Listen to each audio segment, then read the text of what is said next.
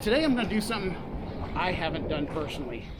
Every time I see somebody using Panoptix, they're using it in forward mode, and I never do. I always use it in down mode. So this time it's going to be a little bit different for me. I think that catching bait will be easier in down mode because I can see exactly where the schools of shad are in relationship to my boat, so I know where to throw the net. But when I'm fishing normally here, I'm gonna go ahead and use forward mode and see what it looks, see if it's different for me.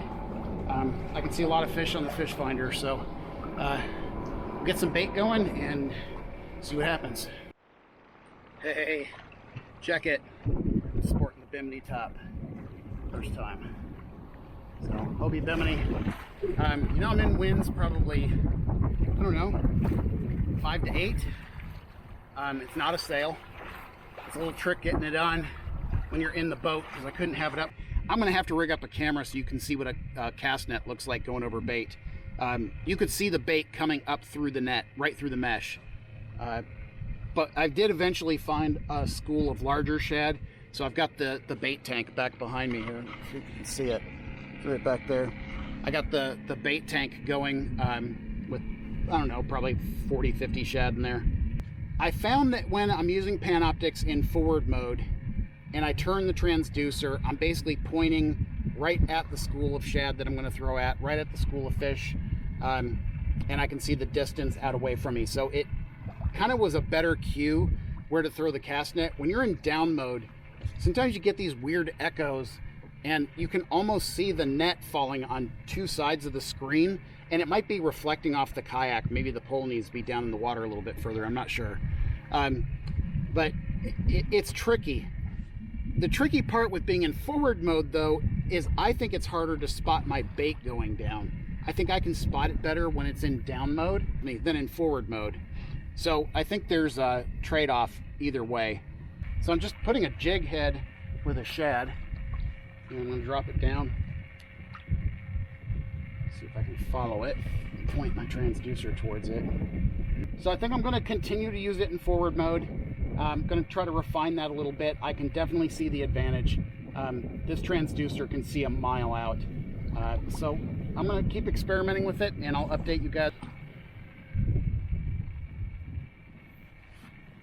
That's the fun part about having live shad on the kayak.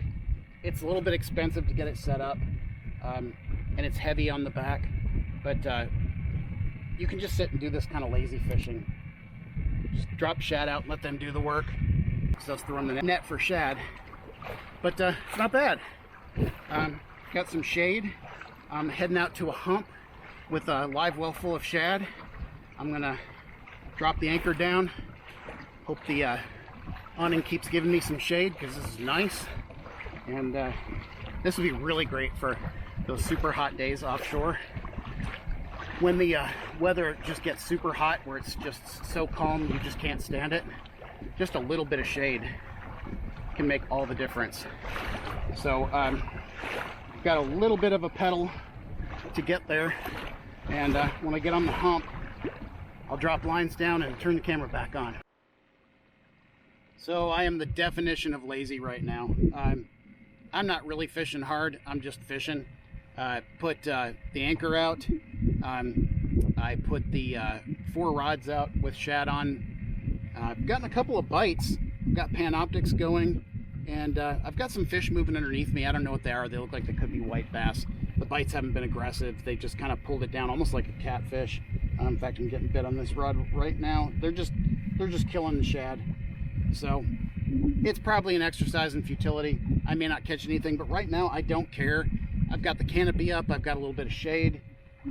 It's a Friday afternoon, and I had an awesome work week. And I'm getting a bite here or there to keep my interest, so I'm not bored.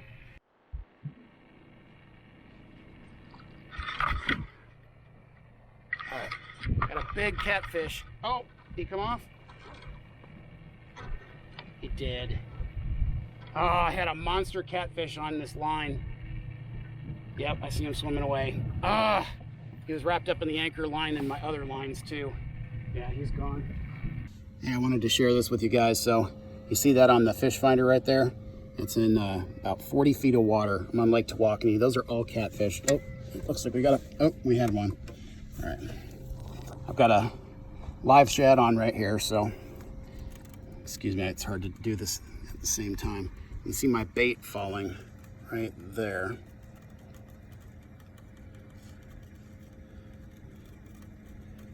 Here's the fish.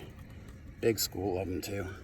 These are all catfish, believe it or not. There's a couple stripers in there. And there's a fish coming up to check it as it's falling. All right, there, stopped it. Sorry, I wish there was a better way to do this. All right, so my bait right now is right there. I'll lift it up and drop it down. There's fish all around it right in a second. Picked it up, dropped it down. All right, so now I'm just gonna let it sit because all those fish right there are right next to where my live shad is. So I'm gonna put the rod in the rod holder because this way you can see the tip of the rod right there. While we're watching Panoptics right here, there's my bait. There's the rod. So let's see what happens here.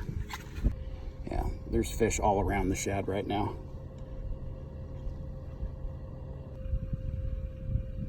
Look at all the shad though. All that at the top.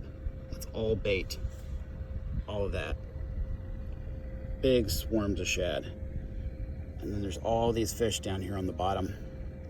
Every now and then you'll see a couple swim up there and attack the ball. But for the most part, there's really not that much moving around those. They're just big sheets of bait. Most of them are too small. If you throw your cast net, they go right through the holes. They're little tiny shad.